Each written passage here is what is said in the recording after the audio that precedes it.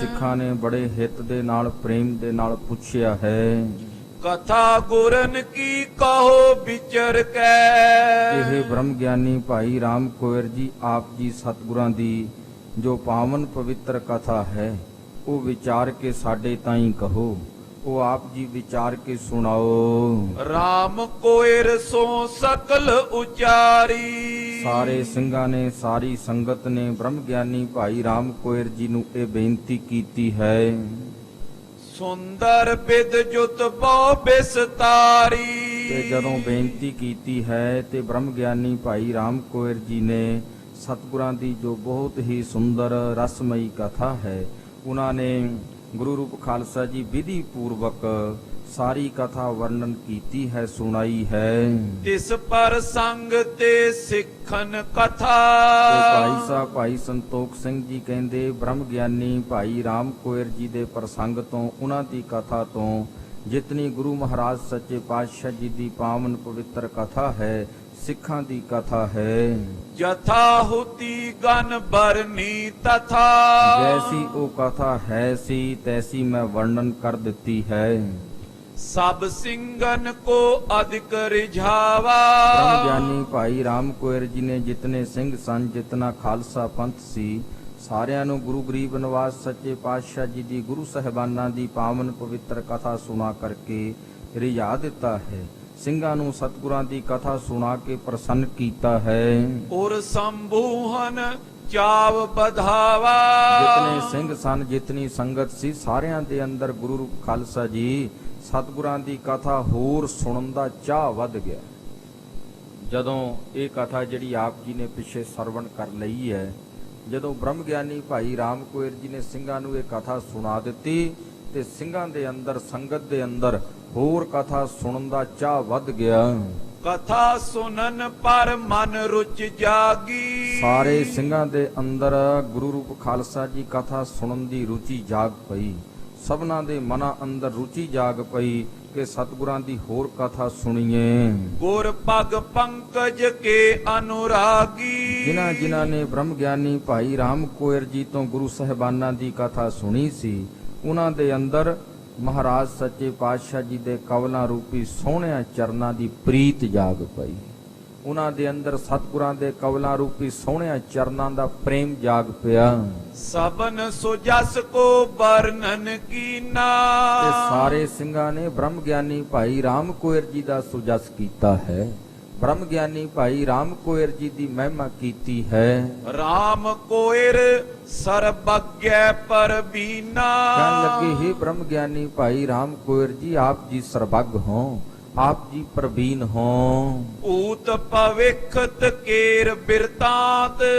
ਭੂਤ ਤੇ ਭਵਿੱਖ ਕਾਲ ਦੇ ਜਿਤਨੇ ਵੀ ਵਰਤਾਂਤ ਹਨ। ਹਸਤਾ ਮਲ ਸਮ ਜਿਸ ਔਰ ਗਿਆਤ। ਜਿਵੇਂ ਹੱਥ ਤੇ ਪਿਆ ਔਲਾ ਹੈ ਹੱਥ ਤੇ ਪਏ ਆਵਲੇ ਵਾਂਗੂ ਤੁਹਾਨੂੰ ਸਾਰੇ ਹੀ ਬਖਿਆਤ ਨੇ, ਪ੍ਰਗਟ ਹਨ। ਭਾਵ ਕਿ ਭੂਤ ਕਾਲ ਤੇ ਭਵਿੱਖ ਕਾਲ ਤੁਹਾਡੇ ਕੋਲੋਂ ਲੁਕਿਆ ਛਿਪਿਆ ਨਹੀਂ, ਆਪ ਜੀ ਨੂੰ ਸਾਰੀ ਸੋਝੀ ਹੈ। ਕਥਾ ਸੁਨਾਏ ਆਨੰਦ ਬਿਲੰਦੇ। ਆਪ ਜੀ ਨੇ ਸਾਨੂੰ ਗੁਰੂ ਸਾਹਿਬਾਨਾਂ ਦੀ ਕਥਾ ਸੁਣਾ ਕਰਕੇ ਬੁਲੰਦ ਹੀ ਆਨੰਦ ਦਿੱਤਾ ਹੈ। ਭਾਵ ਕਿ ਬਹੁਤ ਵੱਡਾ ਆਨੰਦ ਆਪ ਜੀ ਨੇ ਸਾਡੀ ਝੋਲੀ ਵਿੱਚ ਪਾਇਆ ਹੈ।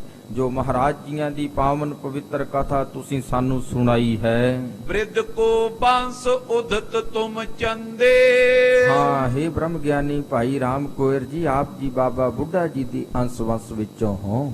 ਆਪ ਜੀ ਬਾਬਾ ਬੁੱਢਾ ਜੀ ਦੀ ਅੰਸ਼ ਵੰਸ਼ ਦੇ ਚੰਦਰਮਾ ਹੋ। ਜਾਤ ਅਖੇਰ ਨਿਤਾ ਪ੍ਰਤ ਬਾਹਰ। ਆਪ ਜੀ ਨਿਤਾ ਪ੍ਰਤੀ ਸ਼ਿਕਾਰ ਖੇਡਣ ਵਾਸਤੇ ਬਾਹਰ ਜੰਗਲ ਵਿੱਚ ਜਾਂਦੇ ਹੋ। ਦਰਸਿਓ ਨਿਤ ਕਲਗੀ ਧਰ ਜਾਹਰ। ਤੇ ਨਿਤ ਹੀ ਆਪ ਜੀ ਜਾਹਰ ਪ੍ਰਗਟ ਤੌਰ ਤੇ ਜਹਰਾ ਤੌਰ ਤੇ ਕਲਗੀਧਰ ਸੁਆਮੀ ਦੇ ਦਰਸ਼ਨ ਦੀਦਾਰ ਕਰਦੇ ਹੋ। ਗੱਜ ਕੇ ਆਖੋ ਸਤਨਾਮ ਸ੍ਰੀ ਵਾਹਿਗੁਰੂ। ਇਸ ਤਰ੍ਹਾਂ ਸਿੰਘ ਬ੍ਰਹਮ ਗਿਆਨੀ ਭਾਈ ਰਾਮ ਕੋਇਰ ਜੀ ਦੀ ਵਡਿਆਈ ਕਰ ਰਹੇ ਨੇ, ਉਹਨਾਂ ਦੀ ਮਹਿਮਾ ਕਰ ਰਹੇ ਨੇ ਕਿ ਆਪ ਜੀ ਨਿਤ ਸ਼ਿਕਾਰ ਖੇਡਣ ਵਾਸਤੇ ਜਾਂਦੇ ਹੋ ਤੇ ਕਲਗੀਧਰ ਸੱਚੇ ਪਾਤਸ਼ਾਹ ਜੀ ਦੇ ਪ੍ਰਗਟ ਤੌਰ ਤੇ ਜਹਰਾ ਤੌਰ ਤੇ ਆਪ ਜੀ ਦਰਸ਼ਨ ਦੀਦਾਰ ਕਰਦੇ ਹੋ। ਅਵ ਚਲ ਨਗਰ ਜਾਤ ਗੁਰ ਇਹ ਕਹਿਓ।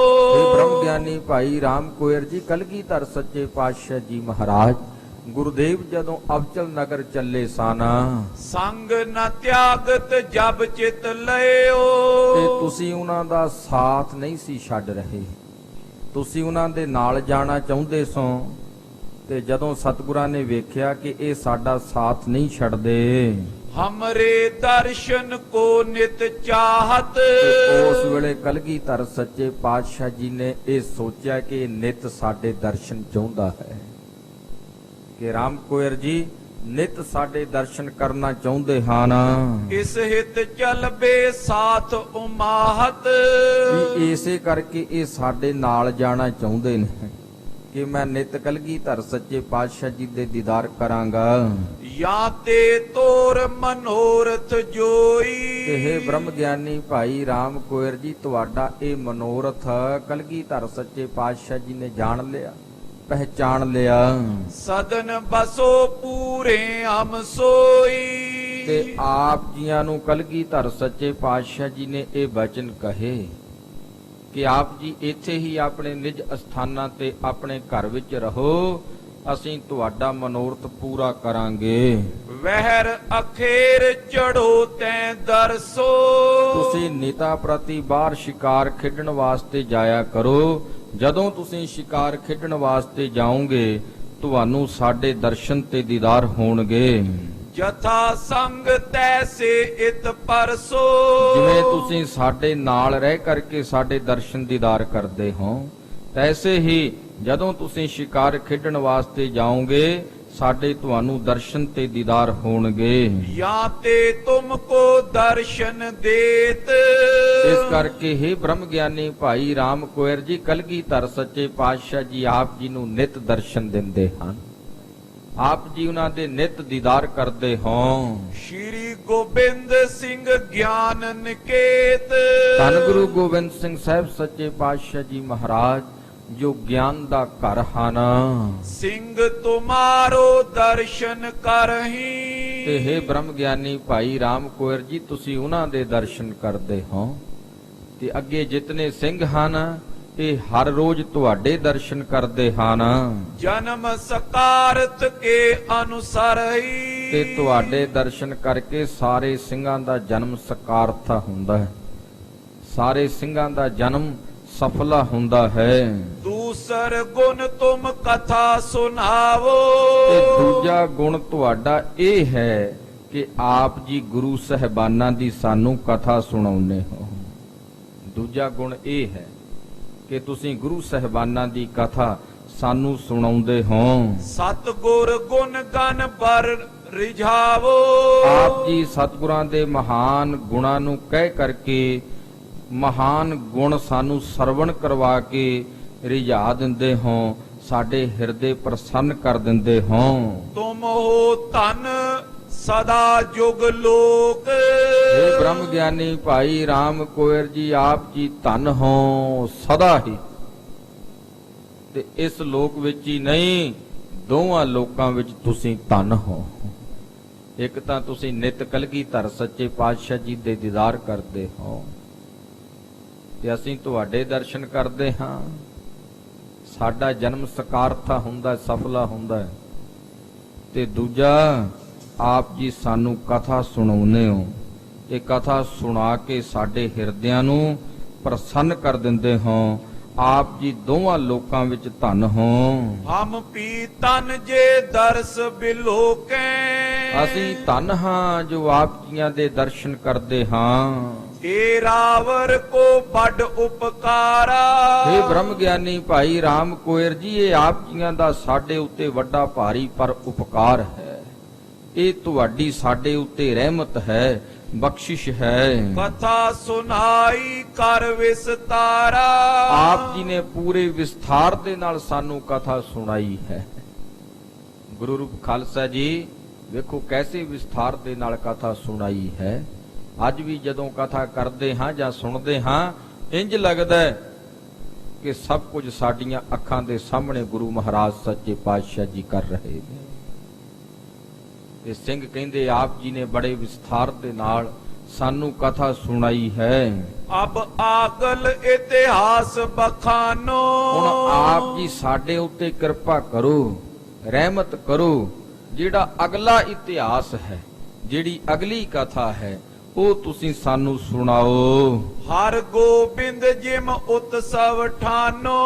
ਜਿਵੇਂ ਸ਼੍ਰੀ ਹਰਗੋਬਿੰਦ ਸਾਹਿਬ ਸੱਚੇ ਪਾਤਸ਼ਾਹ ਜੀ ਦੇ ਵਿਵਾਹ ਦੇ ਉਤਸਵ ਹੋਏ ਹਨ, ਸ਼੍ਰੀ ਅਰਜਨ ਜਿਮ ਕੀਨ ਚਲਾਨੋ। ਤੇ ਜਿਵੇਂ ਧੰਨ ਗੁਰੂ ਅਰਜਨ ਦੇਵ ਸਾਹਿਬ ਸੱਚੇ ਪਾਤਸ਼ਾਹ ਜੀ ਨੇ ਸ਼ਹਾਦਤ ਦਾ ਜਾਮ ਪੀਤਾ ਹੈ, ਕਰ ਚੰਦੂ ਕੋ ਚਲਨ ਬਹਾਨੋ। ਤੇ ਇਸ ਸੰਸਾਰ ਤੋਂ ਚੱਲਣ ਦਾ ਜੋ ਬਹਾਨਾ ਉਹਨਾਂ ਨੇ ਕੀਤਾ, ਉਹ ਬਹਾਨਾ ਕੀਤਾ ਚੰਦੂ ਨੂੰ। ਭਾਵ ਕਿ ਚੰਦੂ ਨੂੰ ਬਹਾਨਾ ਬਣਾ ਕੇ ਜਿਵੇਂ ਉਹਨਾਂ ਨੇ ਇਸ ਸੰਸਾਰ ਤੋਂ ਜਾਣਾ ਕੀਤਾ ਹੈ। ਸਕਲ ਕਥਾ ਵਿਸਤਾਰ ਸੁਣਾਵੋ। ਇਹ ਬ੍ਰਹਮ ਗਿਆਨੀ ਭਾਈ ਰਾਮ ਕੋਇਰ ਜੀ, ਸਾਰੀ ਕਥਾ ਸਾਨੂੰ ਵਿਸਥਾਰ ਦੇ ਨਾਲ ਸੁਣਾਓ। ਉਹ ਸਾਰੀ ਕਥਾ ਆਪ ਜੀ ਵਿਸਥਾਰ ਦੇ ਨਾਲ ਕਹੋ। ਹਮੇ ਨਿਹਾਲ ਕਰੋ ਹਰ ਖਾਵੋ। ਤੇ ਸਾਨੂੰ ਕਥਾ ਸੁਣਾ ਕੇ ਆਪ ਜੀ ਨਿਹਾਲ ਕਰ ਦੇਵੋ। ਆਪ ਜੀ ਸਾਡੇ ਹਿਰਦਿਆਂ ਨੂੰ ਪ੍ਰਸੰਨ ਕਰ ਦੇਵੋ। ਇਹ ਸਾਡੇ ਉੱਤੇ ਕਿਰਪਾ ਕਰੋ। ਇਮ ਸਿੰਘਨ ਕੀ ਸੁਨ ਕਰ ਬਿਨੇ। ਜਦੋਂ ਇਸ ਤਰ੍ਹਾਂ ਸਿੰਘਾਂ ਨੇ, ਸਾਰੇ ਖਾਲਸੇ ਪੰਥ ਨੇ, ਸੰਗਤ ਨੇ ਬ੍ਰਹਮ ਗਿਆਨੀ ਭਾਈ ਰਾਮ ਕੋਇਰ ਜੀ ਨੂੰ ਬੇਨਤੀ ਕੀਤੀ ਹੈ, ਰਾਮ ਕੋਇਰ ਗਨ ਆਨੰਦ ਸਨੇ। ਤੇ ਗੁਰੂ ਰੂਪ ਖਾਲਸਾ ਜੀ ਬ੍ਰਹਮ ਗਿਆਨੀ ਭਾਈ ਰਾਮ ਕੋਇਰ ਜੀ ਆਨੰਦ ਦੇ ਸਹਿਤ ਹੋ ਗਏ। ਉਹ ਆਨੰਦ ਦੇ ਵਿੱਚ ਭਿੱਜ ਗਏ। ਸ਼ਰੋਤਨ ਕੋ ਬੋ ਭਾਂਤ ਸਰਾਹਿਓ। ਤੇ ਬ੍ਰਹਮ ਗਿਆਨੀ ਭਾਈ ਰਾਮ ਕੋਇਰ ਜੀ ਨੇ ਸਰੋਤਿਆਂ ਦੀ ਸ਼ਲਾਘਾ ਕੀਤੀ ਹੈ। ਸਰੋਤਿਆਂ ਦੀ ਸ਼ਲਾਘਾ ਕੀਤੀ ਗੁਰੂ ਰੂਪ ਖਾਲਸਾ ਜੀ। ਬੜਾ ਸਰੋਤਿਆਂ ਨੂੰ ਸਲਾਹਿਆ ਬ੍ਰਹਮ ਗਿਆਨੀ ਭਾਈ ਰਾਮ ਕੋਇਰ ਜੀ ਨੇ। ਜਿਨ ਬੋ ਸਿੱਖੀ ਧਰਮ ਨਿਭਾਇਓ। ਜਿਨ੍ਹਾਂ ਸਰੋਤਿਆਂ ਨੇ ਗੁਰੂ ਰੂਪ ਖਾਲਸਾ ਜੀ ਸਿੱਖੀ ਧਰਮ ਦਾ ਨਿਰਵਾਹ ਕੀਤਾ ਹੈ, ਜਿਨ੍ਹਾਂ ਨੇ ਸਿੱਖੀ ਧਰਮ ਨੂੰ ਕਮਾਇਆ ਹੈ। ਜਨਮ ਸਫਲ ਆਪਨੋ ਕਰ ਲੀਨਸ। ਬ੍ਰਹਮ ਗਿਆਨੀ ਭਾਈ ਰਾਮ ਕੋਇਰ ਜੀ ਸਰੋਤਿਆਂ ਨੂੰ ਕਹਿਣ ਲੱਗੇ, ਗੁਰਸਿੱਖੋ ਤੁਸੀਂ ਆਪਣਾ ਜਨਮ ਸਫਲਾ ਕਰ ਲਿਆ ਹੈ। ਗੱਜ ਕੇ ਆਖੋ ਸਤਨਾਮ। ਸ੍ਰੀ ਵਾਹਿਗੁਰੂ। ਤੁਸੀਂ ਆਪਣਾ ਜਨਮ ਸਫਲਾ ਕਰ ਲਿਆ ਹੈ। ਕਥਾ ਸੁਨਨ ਪਰ ਚਿਤ ਹਿਤ ਦੀਨਸ। ਤੁਸੀਂ ਸਤਿਗੁਰਾਂ ਦੀ ਕਥਾ ਨੂੰ ਸੁਣਨ ਵਾਸਤੇ ਆਪਣਾ ਚਿੱਤ ਦਿੱਤਾ ਹੋਇਆ ਹੈ। ਭਾਵ ਕਿ ਤੁਹਾਡੇ ਚਿੱਤ ਵਿੱਚ ਪ੍ਰੇਮ ਹੈ ਗੁਰੂ ਮਹਾਰਾਜ ਸੱਚੇ ਪਾਤਸ਼ਾਹ ਜੀ ਦੀ ਕਥਾ ਨੂੰ ਸੁਣਨ ਦਾ। ਜੋ ਤੁਹਾਡੇ ਅੰਦਰ ਪ੍ਰੇਮ ਹੈ, ਤੁਮਰੇ ਉਰ ਕੋ ਨਿਸ਼ਚਾਹੇ ਰੇ। ਤੇ ਤੁਹਾਡੇ ਅੰਦਰ ਦਾ ਪ੍ਰੇਮ ਵੇਖ ਕੇ, ਨਿਸ਼ਚਾ ਵੇਖ ਕੇ ਅਦਿਕ ਆਨੰਦ ਉਮਗ ਤੋ ਮੇਰੇ। ਮੇਰੇ ਅੰਦਰ ਵੀ ਫਿਰ ਬੜਾ ਭਾਰੀ ਆਨੰਦ ਉਮਗ ਕੇ ਪੈਂਦਾ ਹੈ ਕਿ ਮੈਂ ਤੁਹਾਨੂੰ ਸਤਿਗੁਰਾਂ ਦੀ ਕਥਾ ਰੀਝ ਕੇ ਸੁਣਾਵਾਂ। ਜਦੋਂ ਤੁਹਾਡੇ ਅੰਦਰ ਪ੍ਰੇਮ ਵੇਖਦਾ, ਤੁਹਾਡੇ ਅੰਦਰ ਉਤਸ਼ਾਹ ਵੇਖਦਾ, ਤੁਹਾਡੇ ਅੰਦਰ ਸਤਿਗੁਰਾਂ ਦੀ ਕਥਾ ਨੂੰ ਸੁਣਨ ਦਾ ਨਿਸ਼ਚਾ ਵੇਖਦਾ, ਫਿਰ ਮੇਰੇ ਅੰਦਰ ਵੀ ਜਿਹੜਾ ਉਤਸ਼ਾਹ ਹੈ ਉਹ ਵੱਧਦਾ ਹੈ। ਰੁਚ ਅਨੁਸਾਰ ਕਉ ਇਤਿਹਾਸਾ। ਤੇ ਹੁਣ ਮੈਂ ਰੁਚੀ ਅਨੁਸਾਰ ਸਤਿਗੁਰਾਂ ਦੇ ਇਤਿਹਾਸ ਦੀ ਪਾਵਨ ਪਵਿੱਤਰ ਕਥਾ ਕਹਿੰਦਾ ਹਾਂ। ਸਰਬ ਖਾਲਸਾ ਸ਼ੁਭ ਸਭ ਪਾਸਾ। ਆਪ ਜੀ ਸਾਰਾ ਖਾਲਸਾ ਪੰਥ ਮੇਰੇ ਤੇ ਕਿਰਪਾ ਕਰਿਓ। ਮੈਂ ਤੁਹਾਡੇ ਤਾਈਂ, ਤੁਹਾਡੇ ਕੋਲ ਗੁਰੂ ਮਹਾਰਾਜ ਸੱਚੇ ਪਾਤਸ਼ਾਹ ਜੀ ਦੀ ਪਾਵਨ ਪਵਿੱਤਰ ਕਥਾ ਕਹਿੰਦਾ ਹਾਂ। ਸ਼੍ਰੀ ਅਰਜਨ ਕੋ ਸੁਨੋ ਚਲਾਨਾ। ਹੁਣ ਤੁਸੀਂ ਧੰਨ ਗੁਰੂ ਅਰਜਨ ਦੇਵ ਸਾਹਿਬ ਸੱਚੇ ਪਾਤਸ਼ਾਹ ਜੀ ਦਾ ਜੋ ਚਲਾਣਾ ਹੈ, ਉਹਨਾਂ ਦੀ ਸ਼ਹਾਦਤ ਦੀ ਜੋ ਕਥਾ ਹੈ, ਉਹ ਸਰਵਣ ਕਰੋ। ਪੁਨ ਸ਼੍ਰੀ ਹਰਿ ਗੋਬਿੰਦ ਅਖਿਆਨਾ। ਤੇ ਉਸ ਤੋਂ ਬਾਅਦ ਫਿਰ ਸ਼੍ਰੀ ਹਰਿਗੋਬਿੰਦ ਸਾਹਿਬ ਸੱਚੇ ਪਾਤਸ਼ਾਹ ਜੀ ਦੀ ਕਥਾ ਮੈਂ ਵਿਖਿਆਨ ਕਰਾਂਗਾ। ਪੂਰਬ ਵਿਆਹ ਹੋਣ ਕੀ ਕਥਾ। ਸਭ ਤੋਂ ਪਹਿਲਾਂ ਤੁਸੀਂ ਮੀਰੀਆਂ ਪੀਰੀਆਂ ਦੇ ਮਾਲਕ ਸ਼੍ਰੀ ਹਰਿਗੋਬਿੰਦ ਸਾਹਿਬ ਸੱਚੇ ਪਾਤਸ਼ਾਹ ਜੀ ਦੇ ਵਿਵਾਹ ਦੀ ਕਥਾ ਸੁਣੋ। ਜਿਵੇਂ ਉਹਨਾਂ ਦੇ ਵਿਵਾਹ ਹੋਏ ਉਹ ਕਥਾ ਸੁਣੋ। ਵਰਣਨ ਕਰੋ ਭਾਈ ਬਿਦ ਜਥਾ। ਜਿਵੇਂ ਸ਼੍ਰੀ ਹਰਿਗੋਬਿੰਦ ਸਾਹਿਬ ਸੱਚੇ ਪਾਤਸ਼ਾਹ ਜੀ ਦੀ ਵਿਵਾਹ ਦੀ ਕਥਾ ਹੋਈ ਹੈ, ਉਸੇ ਤਰ੍ਹਾਂ ਮੈਂ ਵਰਣਨ ਕਰਾਂਗਾ। ਤੁਰ ਕੇਸ਼ਰ ਕੇ ਸੰਗ ਮਿਲਾਪਨ। ਤੇ ਜਿਵੇਂ ਫਿਰ ਸ੍ਰੀ ਹਰਗੋਬਿੰਦ ਸਾਹਿਬ ਸੱਚੇ ਪਾਤਸ਼ਾਹ ਜੀ ਦਾ ਆ ਜਿਹੜਾ ਤੁਰਕਾਂ ਦਾ ਰਾਜਾ ਸੀ ਉਹਦੇ ਨਾਲ ਮਿਲਾਪ ਹੋਇਆ ਜਹਾਂਗੀਰ ਦੇ ਨਾਲ। ਚੰਦੂ ਪਾਪੀ ਕੋ ਪੁਨ ਖਾਪਨ। ਤੇ ਜਿਵੇਂ ਫਿਰ ਸ੍ਰੀ ਹਰਗੋਬਿੰਦ ਸਾਹਿਬ ਸੱਚੇ ਪਾਤਸ਼ਾਹ ਜੀ ਨੇ ਚੰਦੂ ਪਾਪੀ ਦਾ ਆ ਨਾਸ਼ ਕੀਤਾ, ਚੰਦੂ ਪਾਪੀ ਦਾ ਸੰਘਾਰ ਕੀਤਾ ਹੈ। ਦਿੱਲੀ ਪਤ ਕੇ ਰਹਿਬੋ ਸੰਗ। ਤੇ ਫਿਰ ਜਿਵੇਂ ਦਿੱਲੀ ਪਤੀ ਦੇ ਨਾਲ ਮਹਾਰਾਜ ਸੱਚੇ ਪਾਤਸ਼ਾਹ ਜੀ ਰਹੇ ਹਨ। ਬਿਗਰ ਪਰੇ ਤਬ ਜੁਟੇ ਜੰਗ। ਤੇ ਜਿਵੇਂ ਫਿਰ ਸ਼ਾਹਜਹਾਨ ਦੇ ਨਾਲ ਵਿਗਾੜ ਪੈ ਗਿਆ ਤੇ ਉਹਨਾਂ ਦੇ ਜੰਗ ਹੋਏ ਹਨ। ਸੈਨਾ ਤੁਰਕਨ ਕੀ ਗਨ ਕਾਈ। ਜਿਵੇਂ ਤੁਰਕਾਂ ਦੀ ਬੇਅੰਤ ਸੈਨਾ ਗੁਰੂ ਘਰ ਤੇ ਚੜ ਕੇ ਆਈ ਤੇ ਛੇਵੇਂ ਪਾਤਸ਼ਾਹ ਜੀ ਨੇ ਉਹ ਸੈਨਾ ਨੂੰ ਮਾਰ ਮੁਕਾਇਆ ਹੈ ਤੇ ਜੰਗ ਜਿੱਤੇ ਹਨ। ਬਚੇ ਸੂਰ ਸੇ ਗਏ ਪਲਾਈ। ਤੁਰਕਾਂ ਦੇ ਉਹੀ ਸੂਰਮੇ ਬਚੇ ਛੇਵੇਂ ਪਾਤਸ਼ਾਹ ਜੀ ਤੋਂ ਜਿਹੜੇ ਮੈਦਾਨੇ ਜੰਗ ਵਿੱਚੋਂ ਭੱਜ ਗਏ, ਜਿਹੜੇ ਨੱਠ ਗਏ। ਦੇਸ਼ ਮਾਲਵੇ ਮੈਂ ਗੁਰ ਗਏ। ਤੇ ਫਿਰ ਉਸ ਤੋਂ ਬਾਅਦ ਸ੍ਰੀ ਹਰਗੋਬਿੰਦ ਸਾਹਿਬ ਸੱਚੇ ਪਾਤਸ਼ਾਹ ਜੀ ਇਸ ਮਾਲਵੇ ਦੀ ਧਰਤੀ ਤੇ ਆਏ। ਜਿਵੇਂ ਉਹ ਮਾਲਵੇ ਦੇਸ਼ ਵਿੱਚ ਗਏ ਹਨ, ਜਿਵੇਂ ਮਾਲਵੇ ਨੂੰ ਉਹਨਾਂ ਨੇ ਭਾਗ ਲਾਏ ਹਨ। ਅਨਕ ਬਿਲਾਸ ਕਰਤ ਤੈ ਪਏ। ਤੇ ਮਾਲਵੇ ਦੀ ਧਰਤੀ ਤੇ ਰਹਿ ਕੇ ਜੋ ਉਹਨਾਂ ਨੇ ਅਨਕ ਬਿਲਾਸ ਕੀਤੇ ਹਨ, ਅਨੇਕ ਤਰ੍ਹਾਂ ਦੇ ਕੋਤਕ ਕੀਤੇ ਹਨ। ਇਤਿਆਦਿਕ ਸਤਿਗੁਰ ਕੀ ਕਥਾ। ਇਤਿਆਦਿਕ ਸਤਿਗੁਰਾਂ ਦੀ ਜਿਤਨੀ ਵੀ ਪਾਵਨ ਪਵਿੱਤਰ ਕਥਾ ਹੈ। ਭਈ ਜਥਾ ਮੈਂ ਵਰਨੋ ਤਥਾ। ਜੈਸੀ ਹੋਈ ਹੈ ਤੈਸੀ ਹੀ ਮੈਂ ਵਰਣਨ ਕਰਾਂਗਾ, ਤੈਸੇ ਹੀ ਮੈਂ ਆਪ ਜੀਆਂ ਨੂੰ ਸਰਵਣ ਕਰਵਾਵਾਂਗਾ। ਮਹਾ ਮਹਾਤਮ ਸੁਨ ਬੇਕੇਰਾ। ਗੁਰਸਿੱਖੋ, ਇਹ ਜੋ ਸਤਿਗੁਰਾਂ ਦੀ ਪਾਵਨ ਪਵਿੱਤਰ ਕਥਾ ਹੈ, ਇਸ ਨੂੰ ਸੁਣਨ ਦਾ ਮਹਾ ਮਹਾਤਮ ਹੈ। ਗੁਰੂ ਰੂਪ ਖਾਲਸਾ ਜੀ,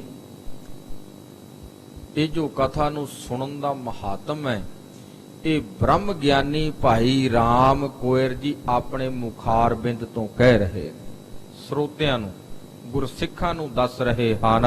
ਸ਼ਰਧਾ ਸਹਿਤ ਨਾ ਹੋਏ ਜਗ ਫੇਰਾ। ਕਿੱਡਾ ਵੱਡਾ ਮਹਾਤਮ ਹੈ ਇਸ ਕਥਾ ਨੂੰ ਸੁਣਨ ਦਾ। ਜਿਹੜਾ ਸ਼ਰਧਾ ਦੇ ਸਹਿਤ ਇਹ ਕਥਾ ਸੁਣਦਾ ਹੈ, ਕਹਿੰਦੇ ਨਾ ਹੋਏ ਜਗ ਫੇਰਾ, ਉਹਦਾ ਇਸ ਜਗਤ ਵਿੱਚ ਮੁੜ ਕੇ ਫੇਰਾ ਨਹੀਂ ਹੁੰਦਾ। ਭਾਵ ਉਹ ਆਵਾ ਗਾਉਣ ਦੇ ਚੱਕਰ ਤੋਂ ਬਚ ਜਾਂਦਾ ਹੈ। ਜਿਹੜਾ ਸ਼ਰਧਾ ਨਾਲ ਇਹ ਕਥਾ ਸੁਣਦਾ ਹੈ। ਸਤਿਗੁਰ ਕੋ ਪਦ ਪੰਕਜ ਪ੍ਰੇਮੂ। ਤੇ ਫਿਰ ਕਹਿੰਦੇ ਸਤਿਗੁਰਾਂ ਦੇ ਕਵਲਾਂ ਰੂਪੀ ਸੋਹਣਿਆਂ ਚਰਨਾਂ ਦਾ ਜੋ ਪ੍ਰੇਮ ਹੈ। ਵਦੇ ਦੇਤ ਜੋ ਜੋਗ ਸੋ ਛੇਮੂ। ਕਥਾ ਸਰਵਣ ਕਰਕੇ ਉਹ ਪ੍ਰੇਮ ਅੰਦਰ ਵੱਧਦਾ ਹੈ। ਐਸਾ ਪ੍ਰੇਮ ਜੋ ਜੋਗ ਤੇ ਛੇਮ ਦੇਣ ਵਾਲਾ ਹੈ, ਭਾਵ ਜੋ ਮੁਕਤੀ ਦੇਣ ਵਾਲਾ ਹੈ।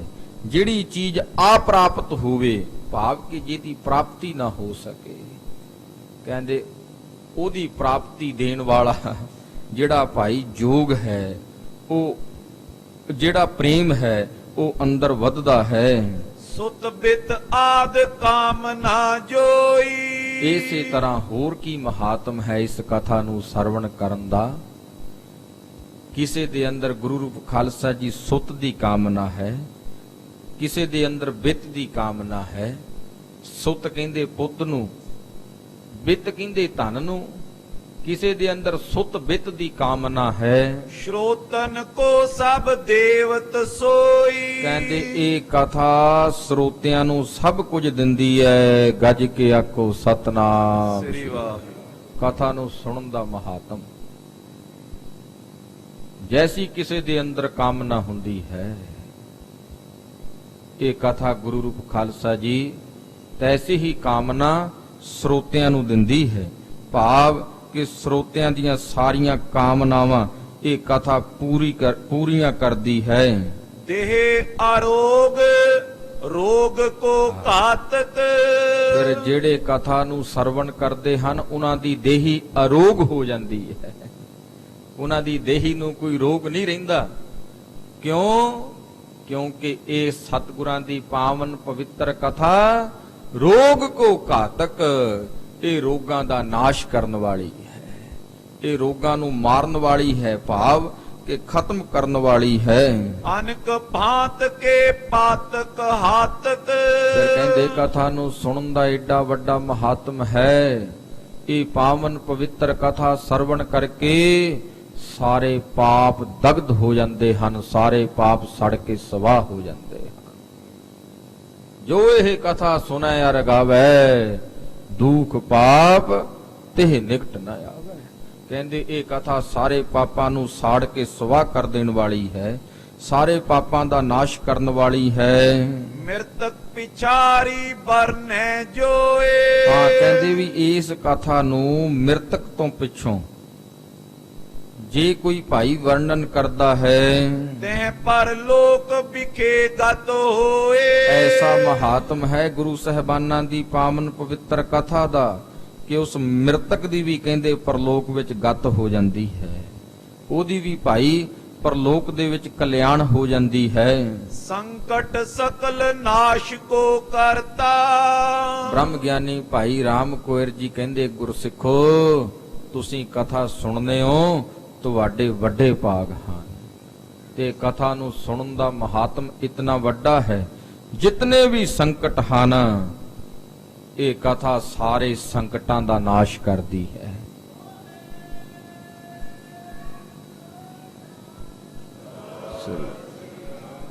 ਕੋਈ 2 4 6 ਨਹੀਂ, ਜਿਤਨੇ ਵੀ ਸੰਕਟ ਹਨ, ਦੁੱਖ ਦਰਦ ਤਕਲੀਫਾਂ ਹਨ, ਇਹ ਕਥਾ ਸਭਨਾਂ ਦਾ ਨਾਸ਼ ਕਰਦੀ ਹੈ। ਮਹਾਧਰਮ ਕੋ ਉਰ ਮੈਂ ਧਰਤਾ, ਕਹਿੰਦੇ ਹੋਰ ਮਹਾਤਮ ਹੈ ਇਸ ਕਥਾ ਨੂੰ ਸੁਣਨ ਦਾ।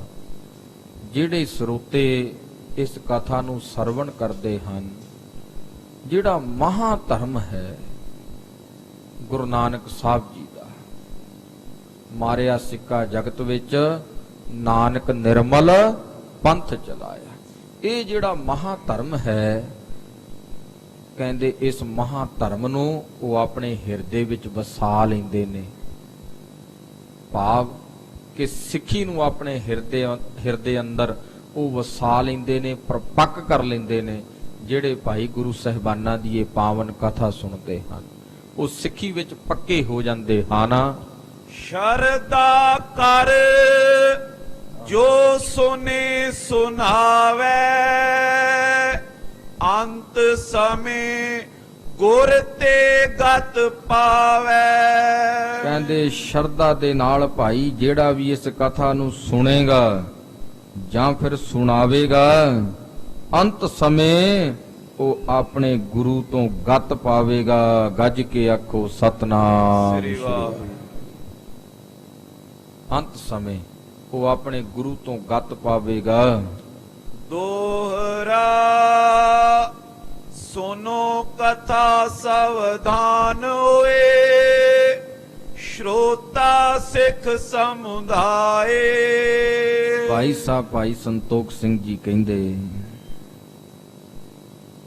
ਹੇ ਗੁਰਸਿੱਖੋ, ਹੇ ਸਰੋਤਾ ਜਨੋ, ਆਪ ਜੀ ਹੁਣ ਸਾਵਧਾਨ ਹੋ ਕੇ ਕਥਾ ਸਰਵਣ ਕਰੋ। ਗੁਰੂ ਰੂਪ ਖਾਲਸਾ ਜੀ ਇਹ ਪਾਵਨ ਪਵਿੱਤਰ ਕਥਾ ਧੰਨ ਗੁਰੂ ਅਰਜਨ ਦੇਵ ਸਾਹਿਬ ਸੱਚੇ ਪਾਤਸ਼ਾਹ ਜੀ ਦੀ ਹੈ, ਤੇ ਇਹਨੂੰ ਸਾਵਧਾਨ ਹੋ ਕਰਕੇ ਆਪ ਜੀ ਸਰਵਣ ਕਰੋ। ਸਾਵਧਾਨ ਇਕਾਗਰ ਚੀਤ, ਕਹਿੰਦੇ ਹੇ ਸਰੋਤਾ ਜਨੋ, ਸਾਵਧਾਨ ਹੋ ਕਰਕੇ ਕਥਾ ਸਰਵਣ ਕਰੋ। ਵਦੇ ਬਖੇਰਾ ਜਾਏ ਤੇ ਮਿਲਨ ਤੁਰਕ ਬਨ ਆਏ। ਜਿਸ ਗੱਲ ਕਰਕੇ ਸਾਰਾ ਬਖੇੜਾ ਵਧਿਆ ਤੇ ਤੁਰਕ ਦੇ ਨਾਲ ਜਹਾਂਗੀਰ ਦੇ ਨਾਲ ਮਿਲਾਪ ਹੋਇਆ, ਉਹਦੇ ਨਾਲ ਮਿਲਣਾ ਹੋਇਆ।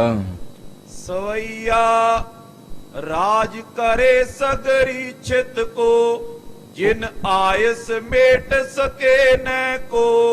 ਉਹ ਕਥਾ ਤੁਸੀਂ ਸਰਵਣ ਕਰੋ। ਕਹਿੰਦੇ ਜਿਹੜਾ ਤੁਰਕ ਸੀ, ਦਿੱਲੀ ਦਾ ਰਾਜਾ, ਦਿੱਲੀ ਦਾ ਪਤੀ, ਇਹ ਸਾਰੇ ਹਿੰਦੁਸਤਾਨ ਦਾ ਰਾਜਾ ਸੀ, ਹਿੰਦੁਸਤਾਨ ਦੀ ਸਾਰੀ ਧਰਤੀ ਦਾ ਇਹ ਮਾਲਕ ਸੀ। ਐਸਾ ਇਹ ਛਤਰਪਤੀ ਬਾਦਸ਼ਾਹ ਸੀ ਕਿ ਹਿੰਦੁਸਤਾਨ ਦੀ ਧਰਤੀ ਤੇ ਕੋਈ ਵੀ ਇਹਦੀ ਆਗਿਆ ਮੇਟ ਨਹੀਂ ਸੀ ਸਕਦਾ, ਕੋਈ ਵੀ ਇਹਦੇ ਹੁਕਮ ਨੂੰ ਟਾਲ ਨਹੀਂ ਸੀ ਸਕਦਾ, ਕੋਈ ਵੀ ਇਹਦੇ ਹੁਕਮ ਦੀ ਉਲੰਘਣਾ ਨਹੀਂ ਸੀ ਕਰ ਸਕਦਾ। ਦੀਰਘ ਕੋਟ ਜਮੂ ਜਿਸ ਪੈ। ਗੁਰੂ ਰੂਪ ਖਾਲਸਾ ਜੀ ਇਹਦੇ ਕੋਲ ਵੱਡੇ ਵੱਡੇ ਕਿਲੇ ਸਨ ਤੇ ਵੱਡੀ ਭਾਰੀ ਇਹਦੇ ਕੋਲ ਸੈਨਾ ਸੀ। ਨਾਮ ਵਾਸਰਿਓ ਅਸ ਭਾਖੈ ਜੋ।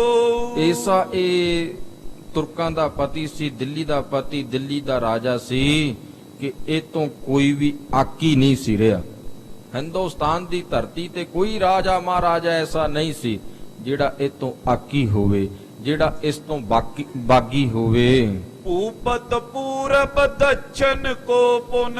ਗੁਰੂ ਰੂਪ ਖਾਲਸਾ ਜੀ ਦੱਖਣ ਤੇ ਪੂਰਬ ਦੇ ਜਿਤਨੇ ਰਾਜੇ ਸਨ, ਪੱਛਮ ਕੇਂਦਰ ਪਸੈਲ ਜਿਹੋ। ਇਸੇ ਤਰ੍ਹਾਂ ਪੱਛਮ ਦੇ ਤੇ ਇਧਰ ਪਹਾੜਾਂ ਦੇ ਜਿੰਨੇ ਰਾਜੇ ਸਨ, ਆਨ ਕੋ ਮਾਨ ਕੇ ਡਾਨ ਕੋ ਦੇਤ।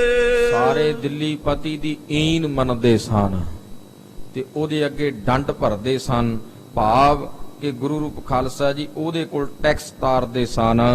ਕੇ ਸੇਵ ਕਰੇ ਰਹਿ ਹਾਜ਼ਰ ਸੋ। ਚੌਂ ਦਿਸ਼ਾਵਾਂ ਦੇ ਰਾਜੇ ਇਹਦੇ ਕੋਲ ਹਾਜ਼ਰ ਰਹਿ ਕੇ ਇਹਦੀ ਸੇਵਾ ਵਿੱਚ ਤਤਪਰ ਰਹਿੰਦੇ ਸਨ, ਇਹਦੀ ਸੇਵਾ ਵਿੱਚ ਸਾਵਧਾਨ ਰਹਿੰਦੇ ਸਨ। ਕਬਿਤ ਦਿੱਲੀ ਪਤ ਪਇਓ ਜਹਾਂਗੀਰ ਜਿਸ ਨਾਮ ਕਾਏ। ਤੇ ਇਹ ਜਿਹੜਾ ਦਿੱਲੀ ਦਾ ਪਤੀ ਹੈ, ਦਿੱਲੀ ਦਾ ਰਾਜਾ ਹੈ, ਇਹਨੂੰ ਸਾਰੇ ਜਹਾਂਗੀਰ ਕਹਿੰਦੇ ਹਨ। ਇਹਦਾ ਨਾਮ ਹੈ ਬਾਦਸ਼ਾਹ ਜਹਾਂਗੀਰ। ਹਿੰਦੁਸਤਾਨ ਦੇ ਸਾਰੇ ਰਾਜੇ ਮਹਾਰਾਜੇ ਦੇ ਚਰਨਾਂ ਤੇ ਝੁਕਦੇ ਸਨ, ਸਾਰੇ ਇਹਦੀ ਈਨ ਮੰਨਦੇ ਸਨ, ਕੋਈ ਵੀ ਇਹ ਤੋਂ ਆਕੀ ਜਾਂ ਬਾਗੀ ਨਹੀਂ ਸੀ। ਅਦਕ ਪਰ ਤਾਪ ਤੁਰ ਕੇਸ਼ਰ ਕੋ ਜਾਨੀਏ। ਇਸ ਤੁਰਕੇਸ਼ਰ ਦਾ ਬੜਾ ਵੱਡਾ ਪ੍ਰਤਾਪ ਸੀ, ਬਾਦਸ਼ਾਹ ਜਹਾਂਗੀਰ ਦਾ ਬਹੁਤ ਵੱਡਾ ਪ੍ਰਤਾਪ ਸੀ। ਕੋਸ਼ ਮੈਂ ਦਰਬ ਮਹਾ ਦੇਤ ਲੇਤ ਜਹਾਂ ਕਹਾਂ। ਇਹਦੇ ਖਜ਼ਾਨੇ ਵਿੱਚ ਗੁਰੂ ਰੂਪ ਖਾਲਸਾ ਜੀ ਬਹੁਤ ਵੱਡਾ ਧਨ ਸੀ, ਇਹਦੇ ਖਜ਼ਾਨੇ ਧਨ ਦੇ ਨਾਲ ਭਰੇ ਹੋਏ ਸਨ। ਜਿੱਥੇ ਕਿਥੇ ਗੁਰੂ ਰੂਪ ਖਾਲਸਾ ਜੀ ਇਹ ਖੁੱਲਾ ਹੀ ਲੈਣਾ ਦੇਣਾ ਕਰਦਾ ਸੀ। ਅਪਰ ਸਮਾਜ ਕਹਾਂ ਗਿਨ ਪੇ ਮੈਂ ਆਨੀਏ। ਹੋਰ ਇਸ ਤੁਰਕੇਸ਼ਰ ਦੇ ਕੋਲ, ਤੁਰਕਾਂ ਦੇ ਪਤੀ ਦੇ ਕੋਲ ਜਿਹੜਾ ਸਾਜੋ ਸਮਾਜ ਸੀ, ਕਹਿੰਦੇ ਉਹਦੀ ਗਿਣਤੀ ਨਹੀਂ ਹੋ ਸਕਦੀ।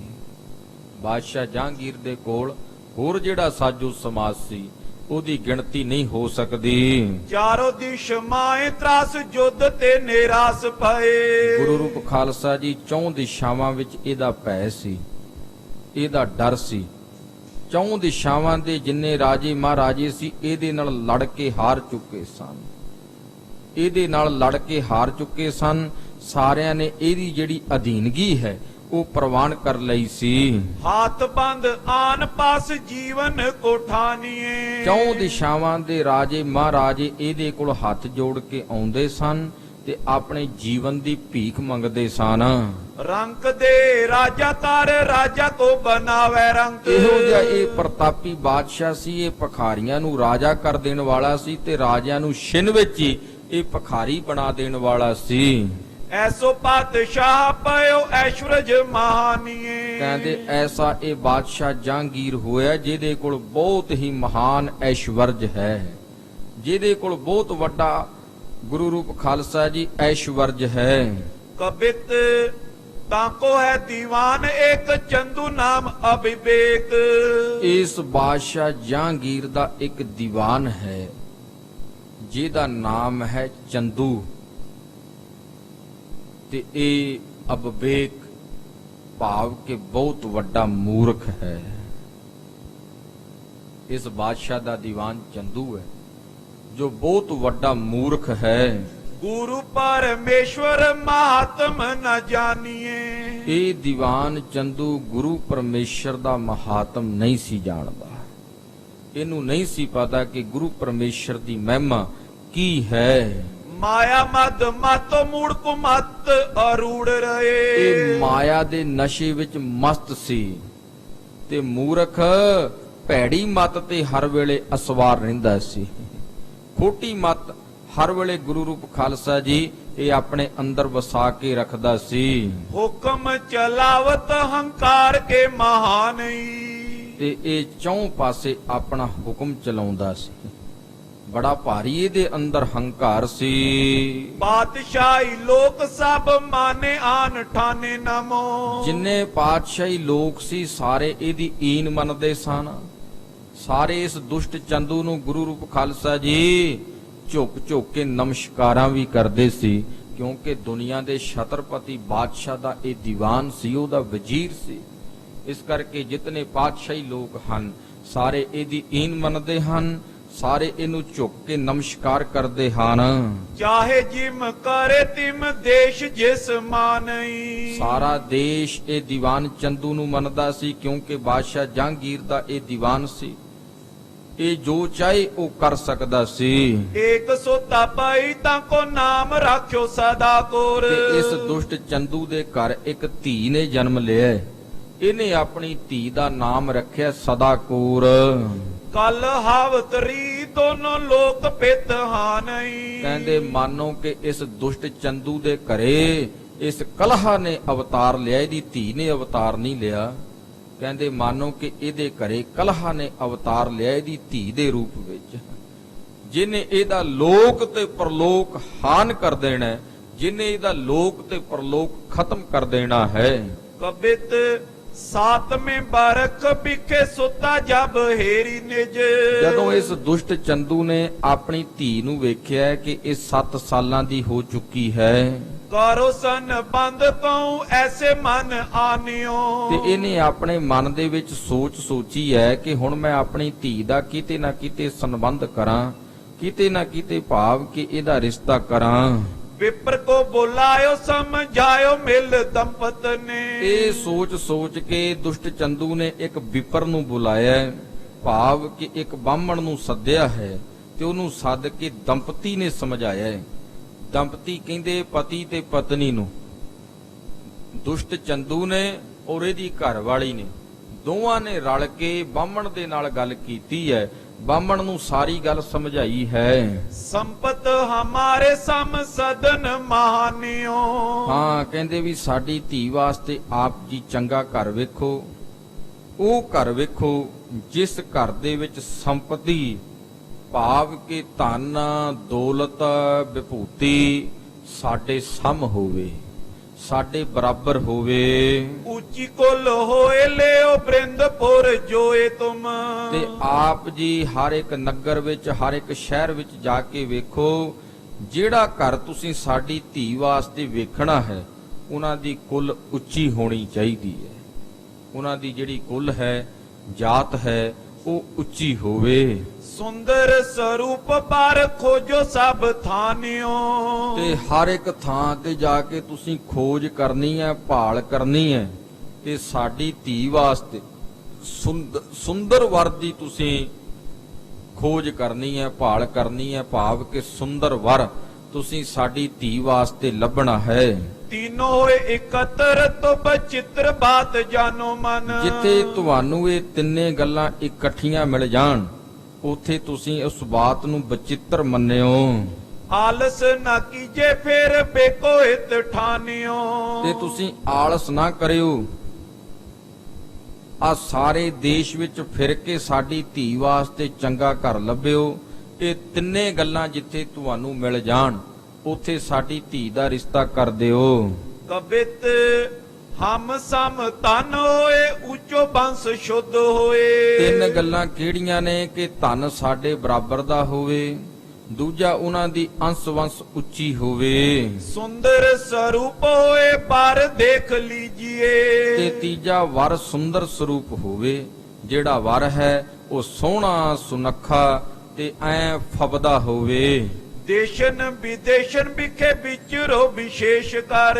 ਤੇ ਤੁਸੀਂ ਦੇਸ਼ਾਂ ਵਿਦੇਸ਼ਾਂ ਦੇ ਵਿੱਚ ਵਿਚਰੋ। हेरो अशेष जे नरेश बेश कीजिए। ਤੇ ਆਪ ਜੀ ਫਿਰ ਦੇਸ਼ਾਂ ਵਿਦੇਸ਼ਾਂ ਦੇ ਵਿੱਚ ਵਿਚਰ ਕਰਕੇ ਸਾਡੀ ਧੀ ਵਾਸਤੇ ਕੋਈ ਚੰਗਾ ਘਰ ਲੱਭੋ। ਸਭ ਤੋਂ ਪਹਿਲਾਂ ਤੁਸੀਂ ਜਿਹੜੇ ਦੇਸ਼ ਦੇ ਵਿੱਚ ਰਾਜੇ ਮਹਾਰਾਜੇ ਨੇ ਉਹਨਾਂ ਦੇ ਘਰ ਵੇਖਿਓ। ਕਾਹੂ ਕਾਮਦਾਰ ਹੋਏ ਵੱਡੋ ਬੇਵਹਾਰ ਜੇ ਹੋਏ। ਕਿਸੇ ਰਾਜੇ ਮਹਾਰਾਜੇ ਦਾ ਘਰ ਚੰਗਾ ਨਾ ਹੋਵੇ, ਸਾਡੇ ਬਰਾਬਰ ਦਾ ਨਾ ਹੋਵੇ, ਫਿਰ ਤੁਸੀਂ ਉਹ ਘਰ ਵੇਖਿਓ ਜਿਹੜਾ ਕਿਸੇ ਰਾਜੇ ਦੇ ਅੱਗੇ ਕਾਮਦਾਰ ਹੋਵੇ, ਕੋਈ ਚੰਗਾ ਅਹੁਦੇਦਾਰ ਹੋਵੇ। ਜਾਹਰ ਉਧਾਰ ਹੋਏ ਮਿਲ ਕੇ ਜਨੀ ਜੀਏ। ਜਾਂ ਫਿਰ ਕੋਈ ਵੱਡਾ ਸ਼ਾਹੂਕਾਰ ਹੋਵੇ, ਜਿਹਦਾ ਕੋਈ ਵੱਡਾ ਕਾਰੋਬਾਰ ਹੋਵੇ, ਵਪਾਰ ਹੋਵੇ, ਵਿਵਹਾਰ ਹੋਵੇ, ਤੇ ਸਾਰੀ ਗੱਲ ਮਿਲ ਕੇ ਤੁਸੀਂ ਜਾਣਨੀ ਹੈ ਤੇ ਫਿਰ ਸਾਡੀ ਧੀ ਦਾ ਰਿਸ਼ਤਾ ਕਰਨਾ ਹੈ। ਐਸੇ ਪੈ ਪਤੀ ਜੀਏ ਨਾ ਸੰਸੇ ਕੋ ਰਖੀ ਜੀਏ। ਇਹੋ ਜਿਹੇ ਉੱਤੇ ਤੁਸੀਂ ਭਤੀਜ ਜਾਣਾ ਹੈ, ਫਿਰ ਮਨ ਵਿੱਚ ਕੋਈ ਸੰਸਾ ਨਹੀਂ ਕਰਨਾ। ਮੋਲਾਜ ਕੋ ਪਖੀ ਜੀਏ ਸੋ ਸਾਕ ਤਾਹੋਂ ਦੀਜੀਏ। ਦੁਸ਼ਟ ਚੰਦੂ ਕਹਿਣ ਲੱਗਾ, ਮੇਰੀ ਲਾਜ ਵੱਲੇ ਵੇਖ ਕੇ ਫਿਰ ਮੇਰੀ ਧੀ ਦਾ ਸਾਕ ਕਰਿਓ। ਕਬਿਤ ਚੰਦੂ ਕੇ ਬਚਨ ਸੁਨ ਵਿਪਰ ਨੇ ਸੋ ਮਾਨ ਮਨ। ਗੁਰੂ ਰੂਪ ਖਾਲਸਾ ਜੀ ਇਸ ਚੰਦੂ ਦੇ ਬਚਨ ਸੁਣ ਕੇ ਇਸ ਵਿਪਰ ਨੇ, ਇਸ ਬਾਹਮਣ ਨੇ ਆਪਣੇ ਮਨ ਵਿੱਚ ਮੰਨ ਲਏ। ਬਨਿਓ ਤੇਰੇ ਭਾਗ ਤਨ ਤੈਸੀ ਤੋ ਜਾਤ ਕੀ। ਆਖਿਆ, ਹੈ ਦੀਵਾਨ ਚੰਦੂ, ਆਪ ਜੀਆਂ ਦੇ ਭਾਗ ਧਨ ਹਨ ਤੇ ਤੈਸੇ ਹੀ ਆਪ ਜੀਆਂ ਦੀ ਧੀ ਦੇ ਭਾਗ ਧਨ ਹਨ। ਵੀਰੇ ਦੇਸ਼ ਦੇਸ਼ ਮੈਂ ਵੀ ਲੋਕੇਂਗੇ ਅਸ਼ੇਸ਼ ਹਮ।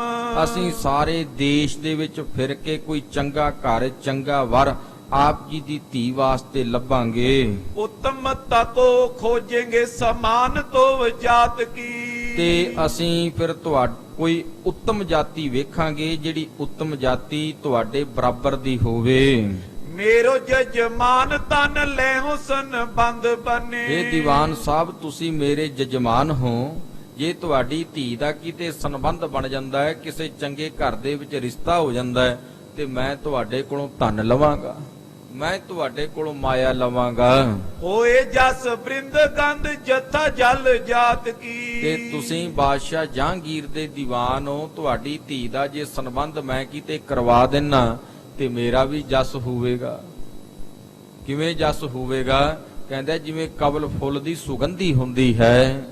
ਕੀਜੇ ਵਿਦਾ ਮੋਏ ਤੋਏ ਕਾਜ ਸ਼ੁਭ ਹੋਏ। ਤੇ ਹੈ ਦੀਵਾਨ ਸਾਹਿਬ, ਹੁਣ ਤੁਸੀਂ ਮੈਨੂੰ ਵਿਦਾ ਕਰੋ ਤਾਂ ਕਿ ਤੁਹਾਡਾ ਸ਼ੁਭ ਕਾਰਜ ਹੋ ਜਾਵੇ। ਜੋਏ ਸ਼ਗੁਨ ਅਨੂਠੇ ਅਬ ਸਮੇਂ ਚੱਲ ਜਾਤ ਕੀ। ਤੇ ਜਿੰਨੇ ਹੁਣ ਮੈਂ ਸਗਨ ਵੇਖੇ ਨੇ, ਸਾਰੇ ਅਨੂਠੇ ਵੇਖੇ ਹਨ, ਭਾਵ ਕਿ ਹੁਣ ਚੰਗੇ ਸਗਨ ਹਨ ਤੇ ਹੁਣ ਸਾਡੇ ਚਲੇ ਜਾਣ ਦਾ ਸਮਾਂ ਹੈ। ਕਬਿਤ ਨਾਉ ਕੀਨ ਸਾਥ ਨਿਤ ਸੇਵਾ ਕਰੇ ਹਾਥ ਨਿਜ। ਇਹ ਸੁਣ ਕੇ ਦੀਵਾਨ ਚੰਦੂ ਨੇ ਇੱਕ ਨਾਈ ਇਸ ਬਾਹਮਣ ਦੇ ਨਾਲ ਕਰ ਦਿੱਤਾ ਕਿ ਇਹ ਨਾਈ ਆਪ ਜੀਆਂ ਦੀ ਸੇਵਾ ਆਪਣੇ ਹੱਥੀਂ ਕਰੇਗਾ। ਔਰ ਦਾਸ ਕਰੇ ਸੰਗ ਅਧਿਕ ਸਮਾਜ ਤੇ ਤੇ। ਹੋਰ ਗੁਰੂ ਰੂਪ ਖਾਲਸਾ ਜੀ ਬੜੇ ਬੜੇ ਇਹਨੇ ਨੌਕਰ ਚਾਕਰ ਦਾਸ ਸੇਵਕ ਬਾਹਮਣ ਦੇ ਨਾਲ ਭੇਜੇ ਨੇ, ਬੜਾ ਬੜਾ ਸਾਜੋ ਸਮਾਜ ਦੇ ਕੇ। ਨਗਰ ਨਗਰ ਪ੍ਰਤ ਖੋਜਤ ਫਿਰਤ ਬਰ। ਤੇ ਇਹ ਜੋ ਬਾਹਮਣ ਤੇ ਨਾਈ ਹਨ, ਇਹ ਦੋਵੇਂ ਲਾਗੀ ਹੁਣ ਨਗਰ ਨਗਰ ਦੇ ਵਿੱਚ ਫਿਰੇ ਨੇ। ਹਰ ਇੱਕ ਗੁਰੂ ਰੂਪ ਖਾਲਸਾ ਜੀ ਪੁਰ ਦੇ ਵਿੱਚ, ਸ਼ਹਿਰ ਸ਼ਹਿਰ ਦੇ ਵਿੱਚ ਇਹ ਫਿਰੇ ਹਨ ਤੇ ਦੀਵਾਨ ਚੰਦੂ ਦੀ ਧੀ ਵਾਸਤੇ ਜੋਗ ਵਰ ਦੀ ਭਾਲ ਕਰ ਰਹੇ ਨੇ। ਰੈਨ ਕੋ ਬਸੇਰਾ ਕਰ ਹੇਰੇ ਸਭ ਸਾਜ ਤੇ ਤੇ। ਰਾਤ ਨੂੰ ਇਹ ਬਸੇਰਾ ਕਰ ਲੈਂਦੇ ਨੇ, ਰਾਤ ਨੂੰ ਟਿਕ ਜਾਂਦੇ ਹਨ। ਜਹਾਂ ਆਚੀ ਕੁਲ ਤਾਂ ਧਨ ਮੇ ਨਾ ਤੁਲ ਹੋਤ। ਤੇ ਦਿਨੇ ਫਿਰ ਗੁਰੂ ਰੂਪ ਖਾਲਸਾ ਜੀ ਚੰਗੇ ਘਰ ਦੀ ਜਿਹੜੀ ਹੈ ਉਹ ਭਾਲ ਵਿੱਚ ਤੁਰ ਪੈਂਦੇ ਨੇ ਕਿ ਜਿੱਥੇ ਦੀਵਾਨ ਚੰਦੂ ਦੀ ਧੀ ਦਾ ਇਹ ਰਿਸ਼ਤਾ ਕਰ ਸਕਣ, ਉਹਦਾ ਰਿਸ਼ਤਾ ਜੋੜ ਸਕਣ। ਤੇ ਭਾਲ ਵਿੱਚ ਗੁਰੂ ਰੂਪ ਖਾਲਸਾ ਜੀ ਜਦੋਂ ਜਾਂਦੇ ਨੇ, ਜਹਾਂ ਆਚੀ ਕੁਲ ਤਾਂ ਧਨ ਮੇ ਨਾ ਤੁਲ ਹੋਤ। ਤੇ ਜਿੱਥੇ ਇਹਨਾਂ ਨੂੰ ਕੋਈ ਚੰਗੀ ਕੁੱਲ ਮਿਲ ਜਾਂਦੀ ਹੈ, ਉੱਥੇ ਗੁਰੂ ਰੂਪ ਖਾਲਸਾ ਜੀ ਧਨ ਦੇ ਵਿੱਚ ਦੀਵਾਨ ਚੰਦੂ ਦੀ ਬਰਾਬਰੀ ਨਹੀਂ ਹੁੰਦੀ। ਜਿੱਥੇ ਕੋਈ ਚੰਗੀ ਜਾਤ, ਉੱਚੀ ਜਾਤ ਮਿਲ ਜਾਂਦੀ ਹੈ, ਉੱਥੇ ਇਹਨਾਂ ਨੂੰ ਦੀਵਾਨ ਚੰਦੂ ਦੇ ਬਰਾਬਰ ਦਾ ਧਨ ਨਹੀਂ ਮਿਲਦਾ। ਜਹਾਂ ਤਨ ਤੁਲ ਤਾਂ ਕੁਲ ਨਹੀਂ ਰਾਜ ਤੇ ਤੇ। ਜਿੱਥੇ ਗੁਰੂ ਰੂਪ ਖਾਲਸਾ ਜੀ ਇਹਨਾਂ ਨੂੰ ਧਨ ਮਿਲ ਜਾਂਦਾ ਹੈ, ਕੋਈ ਧਨਾੜ ਮਿਲ ਜਾਂਦਾ ਹੈ, ਕੋਈ ਸ਼ਾਹੂਕਾਰ ਮਿਲ ਜਾਂਦਾ ਹੈ, ਕੋਈ ਪਾਈ ਪੈਸੇ ਵਾਲਾ ਬੰਦਾ ਮਿਲ ਜਾਂਦਾ ਹੈ, ਉੱਥੇ ਉੱਚੀ ਜਾਤ ਨਹੀਂ ਮਿਲਦੀ। ਹਾਂਜੀ, ਜਹਾਂ ਤਨ ਕੁਲ ਮੈਂ ਸੋ ਤੁਲ ਤਾ ਮਿਲਤੇ ਆਏ। ਤੇ ਜਿੱਥੇ ਧਨ ਵੀ ਮਿਲ ਜਾਂਦਾ ਹੈ ਤੇ ਫਿਰ ਉੱਚੀ ਜਾਤੀ ਵੀ ਮਿਲ ਜਾਂਦੀ ਹੈ। ਬਾਲਕ ਬਹੀਨ ਰੂਪ ਹੇਰਤ ਕੋ ਕਾਜ ਤੇ ਤੇ ਉੱਥੇ ਜਿਹੜਾ ਬਾਲਕ ਹੁੰਦਾ ਹੈ, ਵਰ ਹੁੰਦਾ ਹੈ, ਉਹ ਸੋਹਣਾ ਸੁਨੱਖਾ ਨਹੀਂ ਹੁੰਦਾ, ਉਹ ਸਜਦਾ ਫਬਦਾ ਨਹੀਂ ਹੁੰਦਾ। ਕਬਿਤ ਪੁਰ ਪੁਰ ਹੇਰਤ ਫਿਰਤ ਨਰ ਪੁੱਛ ਲਿਤ। ਇਸ ਤਰ੍ਹਾਂ ਇਹ ਨਗਰ ਨਗਰ ਦੇ ਵਿੱਚ ਫਿਰ ਰਹੇ ਨੇ ਤੇ ਗੁਰੂ ਰੂਪ ਖਾਲਸਾ ਜੀ ਪਿੰਡਾਂ ਪਿੰਡਾਂ ਵਿੱਚ ਜਾ ਕੇ ਇੱਕ ਦੂਜੇ ਕੋਲੋਂ ਪੁੱਛਦੇ ਗਿੱਛਦੇ ਵੀ ਹਨ। ਛਤਰੀ ਹੋਏ ਤਨਾੜ ਧਾਮ ਸੁੰਦਰ ਸਪੂਤ ਹੋਏ। ਜੇ ਕੋਈ ਖੱਤਰੀ ਹੋਵੇ ਤੇ ਉਹ ਖੱਤਰੀ ਧਨਾੜ ਹੋਵੇ ਤੇ ਉਹਦਾ ਘਰ-ਬਾਰ ਸੁੰਦਰ ਹੋਵੇ ਤੇ ਉਹਦਾ ਪੁੱਤਰ ਵੀ ਸਪੂਤ ਹੋਵੇ। ਸ਼ਾਹ ਕੋ ਸਚੇਵ ਤਾਂ ਕੀ ਸੁੱਤਾ ਕੋ ਸੰਬੰਧ ਜਾਏ। ਜਿਹੜਾ ਬਾਦਸ਼ਾਹ ਜਹਾਂਗੀਰ ਦਾ ਸਚਿਵ ਹੈ, ਵਜ਼ੀਰ ਹੈ, ਦੀਵਾਨ ਹੈ, ਅਸੀਂ ਉਹਦੀ ਧੀ ਦਾ ਰਿਸ਼ਤਾ ਕਰਨਾ ਚਾਹੁੰਦੇ ਹਾਂ। ਜਾਂ ਕੇ ਵੱਡੇ ਭਾਗ ਜਗ ਮਿਲੇ ਇਸ ਥਾਨ ਸੋਏ। ਜਿਹਦੇ ਵੱਡੇ ਭਾਗ ਹੋਣਗੇ ਉਹਦਾ ਜਿਹੜਾ ਰਿਸ਼ਤਾ ਹੈ, ਉਹਦਾ ਜਿਹੜਾ ਸੰਬੰਧ ਹੈ, ਉਹ ਦੀਵਾਨ ਚੰਦੂ ਦੀ ਧੀ ਦੇ ਨਾਲ ਹੋਵੇਗਾ। ਹੁਕਮ ਮਹਾਨ ਚਾਰੋ ਦਿਸ਼ ਮੈਂ ਬਖਾਨ ਕਰੇ। ਕਿਉਂਕਿ ਦੀਵਾਨ ਚੰਦੂ ਦਾ ਹੁਕਮ ਚਾਰੇ ਦਿਸ਼ਾਵਾਂ ਵਿੱਚ ਚੱਲਦਾ ਹੈ। ਕੋਈ ਇਹੋ ਜੀ ਦਿਸ਼ਾ ਨਹੀਂ ਜਿੱਥੇ ਉਹਦਾ ਹੁਕਮ ਨਾ ਚੱਲਦਾ ਹੋਵੇ। ਅਨਗਨ ਸੰਪਤਾ ਕੋ ਪ੍ਰਾਪਤ ਸਦਾਈ ਜੋਏ। ਤੇ ਅਣਗਿਣਤ ਹੀ ਉਹਦੇ ਕੋਲ ਸੰਪਦਾ ਹੈ, ਧਨ ਦੌਲਤ ਵਿਭੂਤੀ ਹੈ। ਹੀਰ ਹਮ ਰਹੇ ਨਹੀਂ ਸੁਧ ਕਉ ਲਏ ਅਸ। ਤੇ ਅਸੀਂ ਉਹਦੀ ਧੀ ਵਾਸਤੇ ਕੋਈ ਚੰਗਾ ਘਰ ਲੱਭ ਰਹੇ ਹਾਂ, ਕੋਈ ਸੋਹਣਾ ਵਰ ਲੱਭ ਰਹੇ ਹਾਂ, ਪਰ ਸਾਨੂੰ ਕਿਤੋਂ ਕੋਈ ਚੰਗਾ ਘਰ ਜਾਂ ਸੋਹਣਾ ਵਰ ਨਹੀਂ ਲੱਭਿਆ। ਤੇ ਇਸ ਕਰਕੇ ਅਸੀਂ ਪੁੱਛ ਰਹੇ ਹਾਂ ਕਿ ਕੋਈ ਚੰਗਾ ਘਰ-ਬਾਰ ਤੁਸੀਂ ਜਾਣਦੇ ਹੋਵੋ ਤੇ ਸਾਨੂੰ ਦੱਸੋ। ਫਿਰੇ ਮਨ ਟਏ ਨਹੀਂ ਪਾਇਓ ਕਿਤ ਸਮ ਕੋਏ। ਗੁਰੂ ਰੂਪ ਖਾਲਸਾ ਜੀ ਇਸ ਤਰ੍ਹਾਂ ਇਹ ਪੁੱਛਦਿਆਂ ਗਿੱਛਦਿਆਂ ਕਈ ਨਗਰਾਂ ਵਿੱਚ, ਕਈ ਸ਼ਹਿਰਾਂ ਵਿੱਚ ਫਿਰੇ ਨੇ। ਇਹਨਾਂ ਦਾ ਮਨ ਢਹਿ ਗਿਆ, ਪਰ ਇਹਨਾਂ ਨੂੰ ਦੀਵਾਨ ਚੰਦੂ ਦੀ ਧੀ ਵਾਸਤੇ ਕੋਈ ਚੰਗਾ ਘਰ ਤੇ ਜੋਗ ਵਰ ਨਾ ਲੱਭਿਆ। ਕਬਿਤ ਫਿਰ ਚਾਰੇ ਔਰ ਮੈਂ ਲਾਹੌਰ ਪੁਰ ਗਏ ਪੁਨ। ਚਾਰੇ ਦਿਸ਼ਾਵਾਂ ਵਿੱਚ ਫਿਰ ਕੇ ਫਿਰਦਿਆਂ ਫਿਰਦਿਆਂ ਇਹ ਲਾਹੌਰ ਜਾ ਪਹੁੰਚੇ ਹਨ। ਦੀਵਾਨ ਚੰਦੂ ਦੇ ਲਾਗੇ ਇਹ ਲਾਹੌਰ ਜਾ ਪਹੁੰਚੇ ਹਨ। ਗਇਓ ਬੋ ਲੋਕਨ ਮੈਂ ਦਿੱਲੀ ਹੂੰ ਤੇ ਆਏ ਹੈ। ਤੇ ਲਾਹੌਰ ਜਾ ਕੇ ਇਹਨਾਂ ਨੇ ਬਹੁਤ ਲੋਕਾਂ ਵਿੱਚ ਇਹ ਗੱਲ ਕਹੀ ਹੈ ਕਿ ਅਸੀਂ ਦਿੱਲੀ ਤੋਂ ਆਏ ਹਾਂ। ਚੰਦੂ ਕੇ ਮਨਿੰਦ ਆਮ ਖੋਜਤ ਬਿਲੰਦ ਫੇਰੇ। ਤੇ ਦੀਵਾਨ ਚੰਦੂ ਦੇ ਬਰਾਬਰ ਦਾ ਘਰ ਅਸੀਂ ਲੱਭਦੇ ਫਿਰਦੇ ਹਾਂ। ਪ੍ਰਾਪਤ ਨ ਪਇਓ ਬਹੁ ਥਾਨ ਮੈਂ ਸੁਨਾਏ ਹੈ। ਅਸੀਂ ਬੜੀਆਂ ਥਾਵਾਂ ਤੇ ਫਿਰੇ ਆਂ, ਬੜੀਆਂ ਥਾਵਾਂ ਤੇ ਪੁੱਛਗਿੱਛ ਵੀ ਕੀਤੀ ਹੈ, ਪਰ ਦੀਵਾਨ ਚੰਦੂ ਦੇ ਬਰਾਬਰ ਦਾ ਘਰ ਸਾਨੂੰ ਨਹੀਂ ਲੱਭਿਆ। ਉੱਤੇ ਕੁਛ ਸਿੱਖ ਤਿੰਨ ਗੁਰੂ ਕੀ ਸਿਫਤ ਕੀਨ। ਇੱਥੇ ਲਾਹੌਰ ਵਿੱਚ ਕੁਝ ਕੁ ਸਿੱਖ ਖੜੇ ਸਨ, ਉਹਨਾਂ ਨੇ ਗੁਰੂ ਮਹਾਰਾਜ ਸੱਚੇ ਪਾਤਸ਼ਾਹ ਜੀ ਦੀ ਸਿਫਤ ਕੀਤੀ ਹੈ। ਧਨ ਅਨ ਗਨ ਨਿਤ ਸੰਗਤ ਚੜਾਏ ਹੈ। ਕਹਿੰਦੇ ਇੱਕ ਗੁਰੂ ਘਰ ਹੈ ਜਿੱਥੇ ਅਣਗਿਣਤ ਹੀ ਧਨ ਹੈ ਤੇ ਉਹ ਧਨ ਸਤਿਗੁਰਾਂ ਦੇ ਚਰਨਾਂ ਵਿੱਚ ਸੰਗਤ ਚੜਾਉਂਦੀ ਹੈ। ਤੇ ਗੁਰੂ ਰੂਪ ਖਾਲਸਾ ਜੀ ਅਗਲੀ ਜੋ ਪਾਵਨ ਪਵਿੱਤਰ ਕਥਾ ਹੈ, ਇਹਨਾਂ ਜਿਵੇਂ ਸ੍ਰੀ ਅੰਮ੍ਰਿਤਸਰ ਸਾਹਿਬ ਜੀ ਦੀ ਧਰਤੀ ਤੇ ਜਾਣਾ ਹੈ, ਉੱਥੇ ਜਾ ਕੇ ਸਤਿਗੁਰਾਂ ਦਾ ਤੇਜ ਪ੍ਰਤਾਪ ਵੇਖਣਾ ਹੈ, ਛੇਵੇਂ ਪਾਤਸ਼ਾਹ ਜੀ ਦੇ ਦੀਦਾਰ ਕਰਨੇ ਨੇ। ਜਿਵੇਂ ਇਹਨਾਂ ਨੇ ਸਤਿਗੁਰਾਂ ਨੂੰ ਅਰਦਾਸ ਬੇਨਤੀ ਕਰਨੀ ਹੈ, ਮਹਾਰਾਜ ਦੀਵਾਨ ਚੰਦੂ ਦੀ ਧੀ ਦਾ ਰਿਸ਼ਤਾ ਅਸੀਂ ਕਰਨ ਵਾਸਤੇ ਆਏ ਹਾਂ, ਉਹ ਸਾਰੀ ਪਾਵਨ ਪਵਿੱਤਰ ਕਥਾ ਆਪਾਂ ਅਗਲੇ ਪ੍ਰਕਰਣ ਦੇ ਅੰਦਰ ਸਰਵਣ ਕਰਾਂਗੇ। ਭੁੱਲਾਂ ਚੁੱਕਾਂ ਨੂੰ ਮਾਫ ਕਰਨਾ ਜੀ। ਗੱਜ ਵੱਜ ਕੇ ਫਤਿਹ ਗਜਾਓ। ਵਾਹਿਗੁਰੂ ਜੀ ਕਾ ਖਾਲਸਾ, ਵਾਹਿਗੁਰੂ ਜੀ ਕੀ ਫਤਿਹ।